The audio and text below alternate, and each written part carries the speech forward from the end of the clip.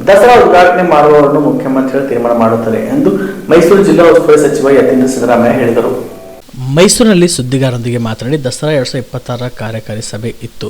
ಇವತ್ತು ದಸರಾ ಉಪಸಮಿತಿ ಆಯ್ಕೆಯ ಬಗ್ಗೆ ಚರ್ಚೆ ನಡೆಯಿತು. ಮೈಸೂರು ಜಿಲ್ಲೆಯ ಎಲ್ಲ ಶಾಸಕರನ್ನು ಸಭೆಗೆ ಭಾಗವಹಿಸಿ ಸಲಹೆ ಕೊಟ್ಟಿದ್ದಾರೆ. ಈ ಬಾರಿ 17 ಉಪಸಮಿತಿ ಇದೆ. ಕಂಬಳ ಆದರೆ ಅದಕ್ಕೆ ಒಂದು ಉಪಸಮಿತಿ ಆಗುತ್ತೆ. ಕಂಬಳ ಇನ್ನೂ ತೀರ್ಮಾನ ಆಗಿಲ್ಲ. ಮುಖ್ಯಮಂತ್ರಿಗಳು ಅದರ ಬಗ್ಗೆ ಗ್ರೀನ್ ಸಿಗ್ನಲ್ ಕೊಟ್ಟಿಲ್ಲ. ಈಗ ಆಯ್ಕೆ ಮಾಡಿರುವ ಜಾಗದಲ್ಲಿ ಕಂಬಳ ಮಾಡುತ್ತೇವೆ. ದಸರಾಗೆ ಎಷ್ಟು ಬಜೆಟ್ ಎಷ್ಟಿದೆ ನೋಡಿ ಪ್ರಚಾರದ ಬಗ್ಗೆ ಚರ್ಚಿಸುತ್ತೇವೆ. ದಸರಾ ಉದ್ಘಾಟನೆಗೆ ಯಾರು ಎನ್ನುವುದು ಮುಖ್ಯಮಂತ್ರಿಗಳೇ ಅಂತಿಮವಾಗಿ ತೀರ್ಮಾನ ಮಾಡುತ್ತಾರೆ ಎಂದರು. ಅವ್ರದ್ದು ಒಂದು ಸಭೆ ಇತ್ತು. ಈ ಒಂದು ಸಭೆಯ ಮುಖ್ಯ ಅಜೆಂಡಾ ಇದ್ದಿದ್ದೇನಪ್ಪ ಅಂತಂದರೆ ಕಾರ್ಯಕಾರಿ ಸಮಿತಿಯಲ್ಲಿ ಉಪಸಮಿತಿಗಳನ್ನು ರಚನೆ ಮಾಡಿ ಆ ಉಪಸಮಿತಿಗಳಿಗೆ ನಮ್ಮ ಅಧಿಕಾರಿಗಳನ್ನ ಕಾರ್ಯಾಧ್ಯಕ್ಷಗಳು ಮತ್ತು ಸದಸ್ಯರನ್ನಾಗಿ ಮಾಡಿ ಪ್ರತಿಯೊಂದು ಉಪಸಮಿತಿಗೂ ಕೂಡ ಒಂದೊಂದು ಜವಾಬ್ದಾರಿ ವಹಿಸುವಂಥ ಒಂದು ಅಜೆಂಡಾ ಇತ್ತು. ಅದರ ಜೊತೆಗೆ ನಮ್ಮ ಮೈಸೂರು ಜಿಲ್ಲೆಯ ಎಲ್ಲ ಶಾಸಕರು, ವಿಧಾನ ಪರಿಷತ್ತಿನ ಸದಸ್ಯರು, ಬೇರೆ ನಿಗಮ ಮಂಡಳಿಗಳ ಅಧ್ಯಕ್ಷರುಗಳು ಅವ್ರನ್ನೆಲ್ಲ ಕರೆದು ಮತ್ತೊಮ್ಮೆ ಅವರಿಂದ ಸಲಹೆಗಳನ್ನು ಪಡೆಯಲಾಗಿತ್ತು. ಸೊ ಅವ್ರ ಸಲಹೆಗಳನ್ನು ಕೊಟ್ಟಿದ್ದಾರೆ. ಅವ್ರ ಸಲಹೆಗಳನ್ನು ನಾವು ಪರಿಗಣಿಸಿ ಯಾವುದನ್ನ ಕೂಡ ನಾವು ಇಂಪ್ಲಿಮೆಂಟ್ ಮಾಡೋಕ್ಕೆ ಸಾಧ್ಯ ಆಗುತ್ತೆ ಈ ವರ್ಷ ಅದನ್ನು ಇಂಪ್ಲಿಮೆಂಟ್ ಮಾಡ್ತೇವೆ. ಮತ್ತು ಕಾರ್ಯಕಾರಿ ಸಮಿತಿ ಉಪಸಮಿತಿಗಳನ್ನು ರಚನೆ ಮಾಡಿ ಅದಕ್ಕೆ ಅಧಿಕಾರಿಗಳನ್ನು ಕಾರ್ಯಾಧ್ಯಕ್ಷನಾಗಿ ಮತ್ತು ಸದಸ್ಯರನ್ನಾಗಿ ಕೂಡ ನೇಮಕ ಮಾಡಿದ್ದೇವೆ. ಎಷ್ಟು ಉಪಸಮಿತಿಗಳಿವೆ? 17 ಉಪಸಮಿತಿಗಳಿವೆ. ಇನ್ನೊಂದು ಹೊಸ ಉಪಸಮಿತಿ ಆಗ್ಬೋದು. ಕಂಬಳ ಏನಾದರೂ ಮಾಡಬೇಕು ಅಂತ ತೀರ್ಮಾನ ಆದರೆ ಅದಕ್ಕೊಂದು ಉಪಸಮಿತಿಯನ್ನು ಮಾಡಬೇಕಾಗುತ್ತೆ. ಈಗ ಅಧಿಕಾರಿಗಳದ್ದು ಮಾತ್ರ ಅಥವಾ ಜನಪ್ರತಿನಿಧಿಗಳ ಸಮಿತಿಗಳು ಆಗುತ್ತೆ? ಇದು ಅಧಿಕಾರಿಗಳದ್ದು. ಇದು ಕಾರ್ಯಕಾರಿ ಅಂದರೆ ಎಕ್ಸಿಕ್ಯೂಷನ್ ಕಮಿಟಿ ಇದು. ಸೊ ಇದಕ್ಕೆ ಅಧಿಕಾರಿಗಳನ್ನು ಮಾತ್ರ ಕಾರ್ಯಾಧ್ಯಕ್ಷ ಮತ್ತು ಸದಸ್ಯರನ್ನಾಗಿ ಮಾಡಿದ್ದೇವೆ. ಇಲ್ಲ, ಇನ್ನೂ ಕನ್ಫರ್ಮ್ ಆಗಿಲ್ಲ. ಅಂತಿಮವಾಗಿ ತೀರ್ಮಾನ ಆಗುತ್ತೆ. ಇನ್ನೂ ಸಮಯ ಇದೆ. ಸೊ ಹಾಗಾಗಿ ಮುಖ್ಯಮಂತ್ರಿಗಳ ಸೂಚನೆ ಕೊಟ್ಟ ತಕ್ಷಣ ಅದ್ರ ಬಗ್ಗೆ ತೀರ್ಮಾನ ಆಗುತ್ತೆ. ಸ್ಥಳ ಈಗಾಗಲೇ ನೋಡಿದ್ದಾರೆ. ಅಕಸ್ಮಾತ್ ಏನಾದರೂ ಕಂಬಳ ಮಾಡಬೇಕು ಅಂತ ಹೇಳಿದ್ರೆ ಅದನ್ನು ಎಲ್ಲಿ ಮಾಡಬೇಕು ಅನ್ನೋದಕ್ಕೆ ಸ್ಥಳನೂ ಕೂಡ ನೋಡಿದ್ದಾರೆ. ಸಾತ್ಗಳಲ್ಲಿ ಎಲ್ಲಿ ಸೈಕ್ಲಿಂಗ್ ವೆಲೋಡ್ರೋಮ್ ಮಾಡಬೇಕು ಅಂದ್ಕೊಂಡಿದ್ದೀವಿ. ಆ ಜಾಗದಲ್ಲೇ ಮಾಡಬೇಕು ಅಂತ ಅಂದ್ಕೊಂಡಿದ್ದೀವಿ. ಪ್ರಮುಖವಾಗಿ ಏನೆಲ್ಲ ಸಲಹೆಗಳು ಬಂದಿದೆ ಅಂತ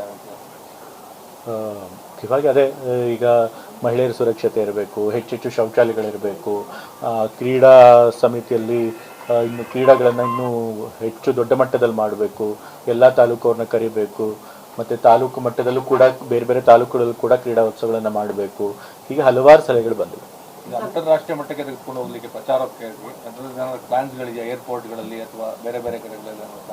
ಇಲ್ಲ, ಪ್ರತಿ ಬಾರಿ ಕೂಡ ಅದನ್ನು ಯೋಚನೆ ಮಾಡ್ತಿರ್ತೀವಿ. ಈಗಲೂ ಕೂಡ ಈ ಸರಿ ಕೂಡ ಎಷ್ಟು ಬಜೆಟ್ ಇರುತ್ತೆ ಅನ್ನೋದ್ರ ನೋಡಿ ನಾವು ಆದಷ್ಟು ಅದನ್ನು ಪ್ರಚಾರ ಮಾಡುವಂಥ ಪ್ರಯತ್ನ ಮಾಡ್ತೀವಿ. ಈಗಾಗಲೇ ಹೈಪವರ್ ಕಮಿಟಿ ಮೀಟಿಂಗ್ಗಳಲ್ಲಿ ಸದಸ್ಯರುಗಳು ತಮ್ಮ ಸಲಹೆಗಳನ್ನು ಕೊಟ್ಟಿರ್ತಾರೆ. ಮತ್ತು ನಮ್ಮ ಶಾಸಕರು ಕೂಡ ಮುಖ್ಯಮಂತ್ರಿಗಳನ್ನು ಭೇಟಿಯಾದಾಗ ಅವರು ಕೂಡ ವೈಯಕ್ತಿಕವಾಗಿ ತಮ್ಮ ಅಭಿಪ್ರಾಯಗಳನ್ನು ತಿಳಿಸಿರ್ತಾರೆ. ಅದನ್ನೆಲ್ಲ ಪರಿಗಣಿಸಿ ಮುಖ್ಯಮಂತ್ರಿಗಳು ಅಂತಿಮವಾಗಿ ಯಾರು ಉದ್ಘಾಟಕರಾಗಬೇಕು ಅಂತ ತೀರ್ಮಾನ ಮಾಡ್ತಾರೆ.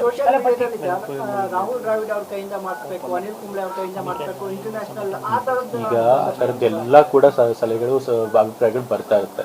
ಆದರೆ ಯಾವಾಗಲೂ ಕೂಡ ಪದ್ಧತಿ ಏನಪ್ಪಾ ಅಂತಂತಂದ್ರೆ ಮುಖ್ಯಮಂತ್ರಿಗಳಿಗೆ ಅಂತಿಮವಾಗಿ ತೀರ್ಮಾನಕ್ಕೆ ಬಿಟ್ಬಿಟ್ಟಿರ್ತೀವಿ ನಾವು ಹೈಪವರ್ ಕಮಿಟಿ ಮೀಟಿಂಗ್. ಸೊ ಈ ಬಾರಿನೂ ಕೂಡ ಅದೇ ರೀತಿ ಅವ್ರಿಗೆ ತೀರ್ಮಾನಕ್ಕೆ ಬಿಟ್ಟಿದ್ದೀವಿ. ಅವ್ರು ಅದನ್ನೆಲ್ಲ ಪರಿಗಣಿಸಿ ಅವ್ರು ಖಂಡಿತ ಒಂದು ತೀರ್ಮಾನ ತಗೊಳ್ತಾರೆ. ಈಗ ಪ್ರಮುಖವಾಗಿ ಮೈಸೂರಿನಲ್ಲಿ ರಸ್ತೆ ಕಾಮಗಾರಿ ಇರ್ಬೋದು, ವೈಟ್ ಟ್ಯಾಪಿಂಗ್ ಇರ್ಬೋದು, ಇಡೀ ಮೈಸೂರಲ್ಲಿ ರಸ್ತೆ ಕೆಲಸಗಳು ನಡೀತಾ ಇರುವಂಥದ್ದು. ದಸರಾ ಸಂದರ್ಭದಲ್ಲಿ ಏನಾದ್ರು ಒಂದು ಬ್ರೇಕ್ ಸಿಗುತ್ತಾ? ಈಗ ಹೌದು, ಮೈಸೂರಲ್ಲಿ ಹಲವಾರು ಕಾಮಗಾರಿಗಳು ನಡೀತಾ ಇದೆ. ಫ್ಲೈಓವರ್ ಕಾಮಗಾರಿ ನಡೀತಾ ಇದೆ, ವೈಟ್ ಟಾಪಿಂಗ್ ಕಾಮಗಾರಿ ನಡೀತಾ ಇದೆ, ಮತ್ತು ಇನ್ನೊಂದಷ್ಟು ಕಾಮಗಾರಿಗಳು ನಡೀತಾ ಇದೆ ನ್ಯಾಷನಲ್ ಹೈವೇಯಿಂದ.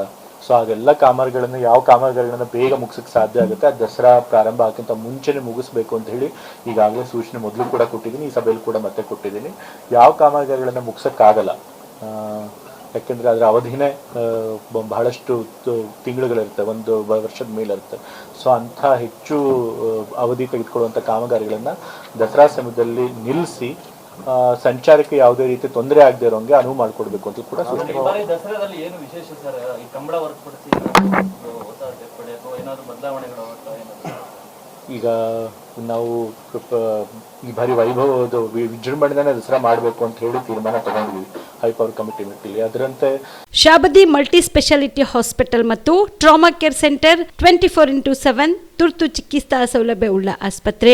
ಕಲಬುರಗಿ ಜಿಲ್ಲೆಯ ಖ್ಯಾತ ಹಿರಿಯ ಅನುಭವಿ ವೈದ್ಯರ ನೇತೃತ್ವದಲ್ಲಿ orthopaedic, ENT, neuro surgery, general surgery, general medicine, urology, gastro surgery, paediatric, obstetrics, gynaecology, cardiology, neurology, arthroplasty, arthroscopy, spine surgeries ಸೇರಿದಂತೆ OPD, IPD, ICU, NICU, ultrasound, 2D echo, laboratory, major OT ಸೌಲಭ್ಯದೊಂದಿಗೆ ಎಲ್ಲ ರೋಗಕ್ಕೂ ಒಂದೇ ಸೂರಿನಡಿ ರಿಯಾಯಿತಿ ದರದಲ್ಲಿ ಶಾಬದಿ ಮಲ್ಟಿ ಸ್ಪೆಷಾಲಿಟಿ ಹಾಸ್ಪಿಟಲ್ ಮತ್ತು trauma care centre 24x7 emergency ಚಿಕಿತ್ಸೆ ನೀಡಲಾಗುವುದು. ಹೆಚ್ಚಿನ ಮಾಹಿತಿಗಾಗಿ ಸಂಪರ್ಕಿಸಿ ಶಾಬದಿ ಮಲ್ಟಿ ಸ್ಪೆಷಾಲಿಟಿ ಹಾಸ್ಪಿಟಲ್ ಮತ್ತು trauma care centre, STBT bus stand, Dargah road, ಸಂತ್ರಸ್ವಾಡಿ, Kalaburagi. Mobile number 9060442345. ನೀವು ಕೂಡ ಕಣ್ಣಿನ ಸಮಸ್ಯೆ ಎದುರಿಸ್ತಾ ಇದ್ದೀರಾ? ಎಲ್ಲಿ ಚಿಕಿತ್ಸೆ ಪಡೆಯಬೇಕು ಅಂತ ಯೋಚನೆ ಮಾಡ್ತಾ ಇದ್ದೀರಾ?